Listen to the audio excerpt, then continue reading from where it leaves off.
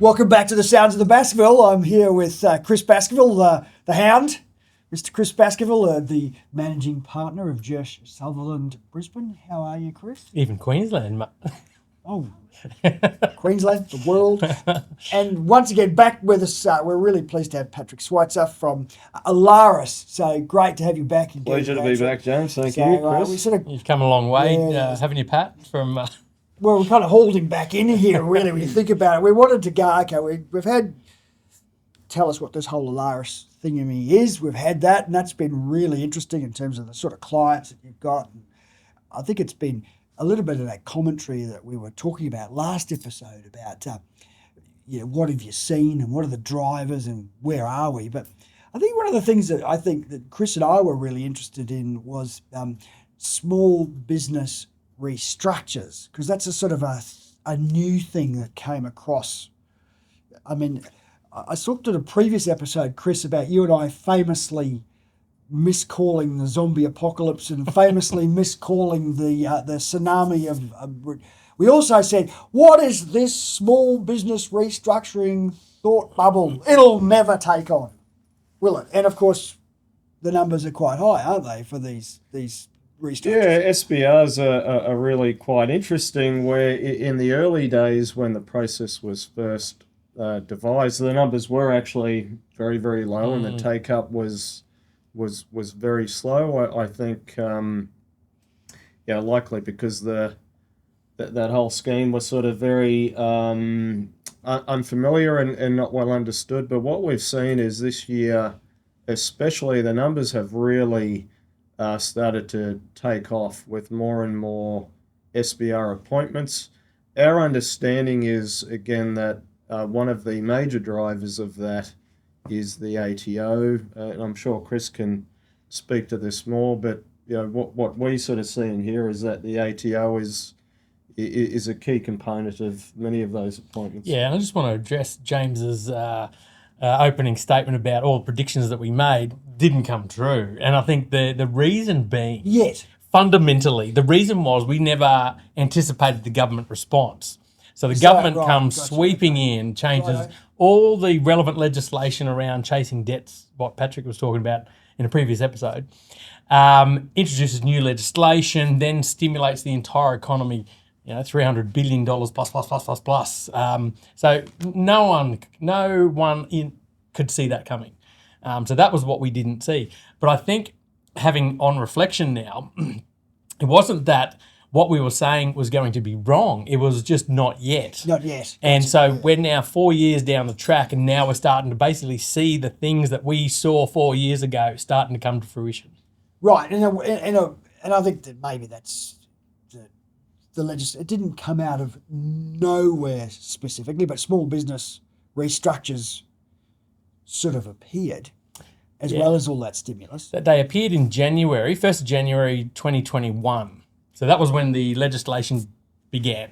Yeah. And then if you've got a graph from ALARES, which will show this kind of increased sort of uptake of this particular service as the time got, and Josh Sutherland and another member of the Insolve panel are some of the leading firms in the country for doing this, aren't you? Yeah, we wanted, because the firms that are kind of aligned with Insolve are typically specialise on the director side. It's the voluntary style of insolvency, which is we want directors coming to us saying we've got a problem. And so it naturally goes hand in hand that if you've got small business restructuring available to a director, and it's a voluntary process and it can relieve legacy debts to allow business to continue on, that fits our mould, fits our mindset. Yeah, and you and I, beginning of last year, sort of looked through the tea leaves from what ASIC had said from the report that they'd done for the kind of preceding 18 months. And it was mainly the ATO, were mainly the people who were the creditor. And if it wasn't just the ATO, then the ATO was the one who was owed the most money. So then that's a big driver of what... and you talked, Patrick, in a previous episode of perhaps that director penalty notices might be driving more directors to actually face up to... Yeah, I think so. I think the realisation that, this is not just, hey, I've got ABN or ACNX, 1, 2, 3. This is actually a me issue as the director of the company, that makes it a little bit more real for company owners and directors to say, hey, I've really got to do something about this, which is then, as Chris said, ideally they would then go to Chris early on, where one of the real benefits of the SBR process is it gives you a chance to live to fight another day, whereas sometimes if you wait too long, the only option may be a liquidation where it is a very final process, rather than giving you an opportunity to fight on. And I think it's really important to distinguish the two types of director penalty notices, being the lockdown version where it's locked down, you're not getting out of it without paying. Makes sense. And then you've got the non-lockdown version, which means you've potentially got 4 options to avoid this becoming a personal liability for you. But one of those options that's been inserted is you start a small business restructuring process. Oh, so if you do a small business SBR. Yep. You are then remitted from the penalty of being personally liable for company tax debt. For the one that's not the lockdown one. For the non-lockdown director penalty notice. That's right.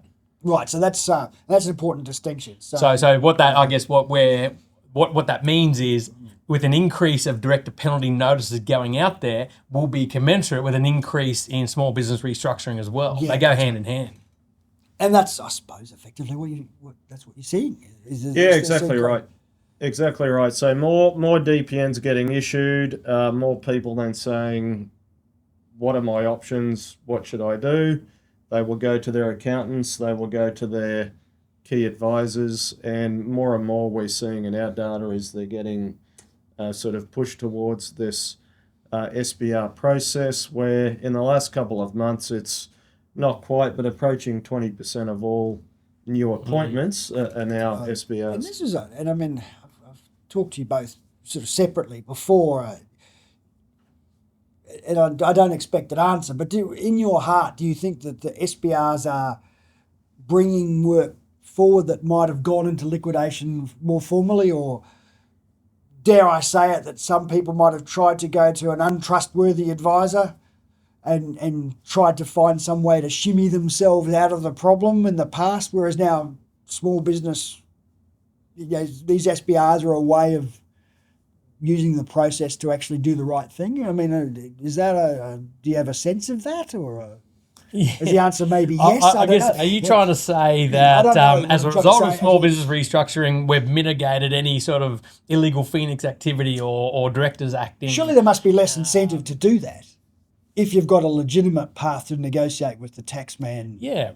Well, what it's actually doing, I think some of the feedback we're getting from the officers within the ATO, particularly when they're looking at our plans, is one thing they like about it is it brings the director to the forefront. It gets them lodging their returns so that they're trying to do the right thing. You then also have to look after your employees as well as part of the process. So employees are getting looked after. We're getting all the tax returns in. We're getting a proper position. And more importantly, the director's being proactive and fronting up to the problem rather than just bury my head in the sand and let's see what happens. So I suppose I'm just interested to know if people have the temptation to be lured off and do something a little bit in the shadows. In a sense, there's not quite the same incentive in the sense of I can go and face up to my responsibilities and actually get my chance for my business. Certainly, I think it's a better outcome across the board for all stakeholders than, say, liquidation, basically everybody loses out. Whereas with this, as Chris said, employees get paid, creditors get paid at least some amount. And again, the business gets to live to fight another day where it's actually still a viable going concern. And the other important part is the director remains in control of the company and its business all the way through that process. So you don't have to surrender the keys to guys like us and say, oh, well, they're in control now. It's actually the director runs the business in the ordinary course. So are accountants across this? Do you think accountants... They're getting more and more educated about it. And I think probably the data on that chart that we probably brought into screen about now, I think it's an education piece. So as the accountants didn't understand it, it was new to us. we sort of all did our first SBR and we just sort of dipped our toe in the pond going, Didn't oh, you the second one in the country? I think you did. So, I mean, Potentially, yeah. you're an early adopter. early adopter. but- Yeah. But I think what was happening is now that the profession is getting their head around it and the accountants are now getting more educated, it's going to become more and more prolific.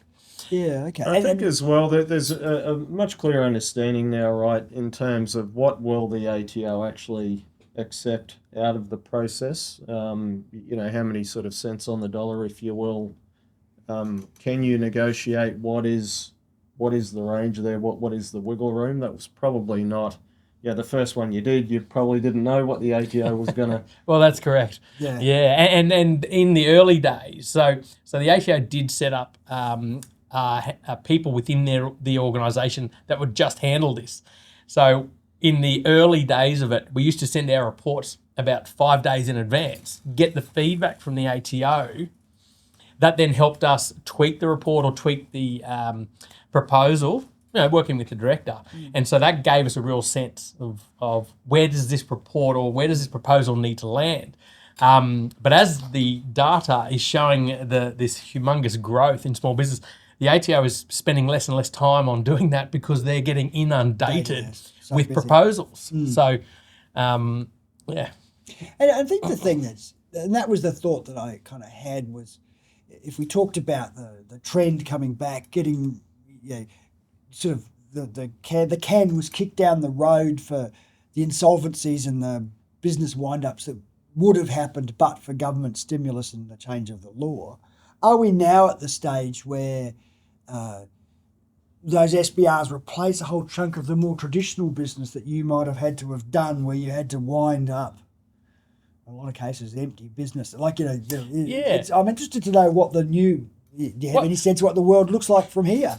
One of our predictions done in the last 4 years that it looks like it's about to come true is I said that SBR will overtake voluntary administration. Because if you didn't have SBR, you still got voluntary administration as an option.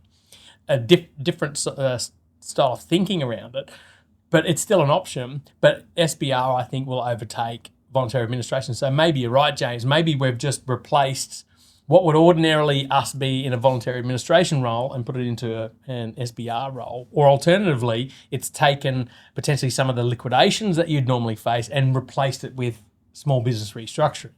So potentially the SBR is taking from the data of the liquidations and the voluntary administrations that would ordinarily flow if we didn't have small business restructuring. Okay. And any sort of sectors that you see coming that have been particularly, have you got any sector view or geographies that you... Yeah, look, if you look at insolvency numbers currently, obviously your sort of usual suspects feature very highly. So hospitality, cafes, restaurants, building construction, they're really the two main ones that we see.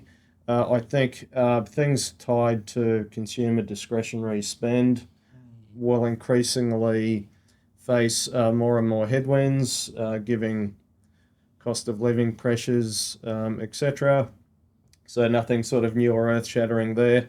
Building construction is a really interesting one, where what we hear from our client base is that while a lot of the building material costs have started to sort of settle down, where previously there were a lot of price escalations, that element has started to settle down. However, labour costs are still sort of through the roof.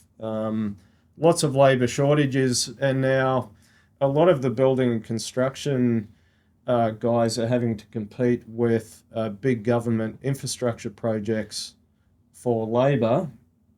And of course, a lot of these projects are paying sort of very high rates. So, where the government is sort of making big claims and statements and proposals about building 1.2 million homes, the real question people are asking is, well, that's great, but who's going to build them? Who's going to do it? That's right, yeah.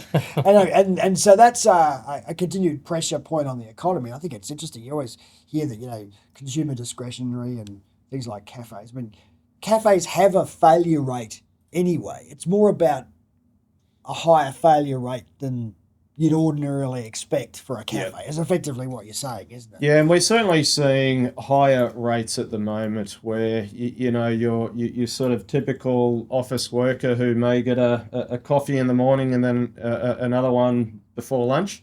Maybe they're only getting the one coffee now, or maybe they're making their coffee in the office now where, you know, the cafe sort of downstairs on the corner is really starting to struggle with that lower foot traffic. Especially with inflation making the cost of the coffee on the corner quite high, so that's so some interesting drivers, isn't it? But that's natural. That's kind of natural market forces at work, you know. And Australia is semi-free market, semi-socialist. Like we're kind of in this interesting balance between we want to give people a shot to earn money and generate profits and become rich, but at the same time we have to look after the people that are a little bit less fortunate, the unemployed and all that. Like we don't want them falling off beyond a safety net, because one of the major links between extreme poverty is extreme crime. Yeah. there's a real connection there. So we need an element of safety net. So we're a little bit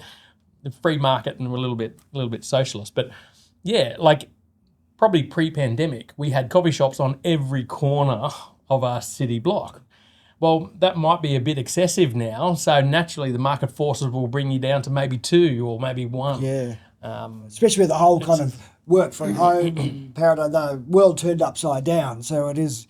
So whilst we are seeing a trend up that was kind of consistent with the path of previous kind of crises like the GFC, what we are seeing is a different makeup of what's making that uptick. Is that a fair summary? Look, what will be really interesting to see how this plays out, if you look just at the sort of raw numbers, there were sort of roughly 8,000 insolvencies that didn't happen through COVID that normally would have happened. We're clearly now in a catch-up period.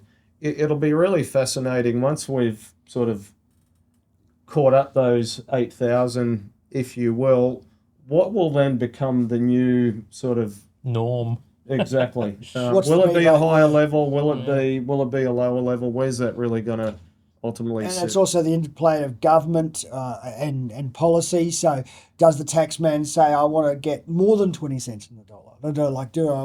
Does that dial go up? Or does the threshold for SBR, because the threshold for SBR is $1 million, isn't it? So if they increase that, what do those things do to the numbers? Yeah, and look, certainly, you know, if I had to make a prediction, I would think that things will settle down to sort of a historical norm where, you know, COVID was unprecedented, as Chris said, with the amount of government stimulus. Yeah. We've never seen that before. No. Nobody had any idea really how that was going to play out. I think unless there's another sort of major world event that comes along, things should, you know, eventually settle down to just normal market forces. You know, and hopefully we don't see sort of a continuation of the high level that we're seeing now. Okay. Yeah, I think normal corporate insolvencies, around about 800 to 900 a month, right? That was normal. That was pre-pandemic normal. And then, of course, it drops to just over 400 during those pandemic years. We're now approaching that 1,000 a month mark, if not we're going over $1,000 failures in a month. That's getting close to your GFC style level of numbers. So, and again, it took about 3 years post GFC in Australia before we started to feel that effect, and it's kind of very similar here. You know, pandemic comes in 2020. It's about 2024, 2023. We're now starting to see those upticks. That's really interesting because it combines that. This time it's different with, in fact, it's very similar to what happened in the past, but for different reasons. Yeah. So that's been fascinating. So I think thanks very much for coming and telling us the future, Patrick. It's been really neat. I think we've also learnt about what ALARES does, and then you know, the sort of applications for what sounds like a must-have type solution. And it's been really interesting, Chris, to sort of see how you're using it and with your own discussions with accountants. So thanks, Patrick, for joining us on the Sounds of the Baskerville. We'll see you some other time. Thanks It's been a pleasure, James. Thank you very much for having me, Chris. Thanks, Chris.